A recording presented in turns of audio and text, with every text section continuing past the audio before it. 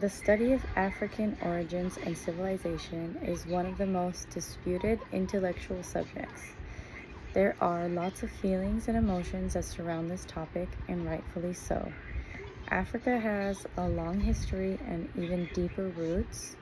Over many years, not only was Africa and its people colonized and enslaved by Europe, but its social history also fell victim. The true history of African civilizations is important to Africana studies because it is through studying the civilizations that we get a better picture of the driving theories that helped form and shape the Afrocentric perspective and historiography. The cultural significance is taught when studying the history of African civilizations and and helps lay a foundation when analyzing the changes that have been observed over time, and also the influences on those changes.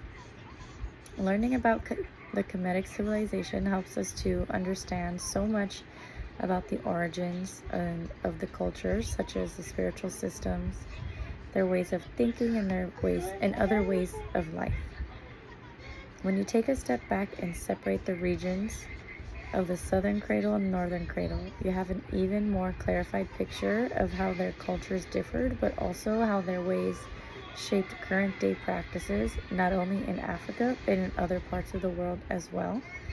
Beyond that, something else that we learn is the roots of the languages that have stemmed from the civilizations that were here prior to the invasions by the Arabs, Europeans, and Greeks.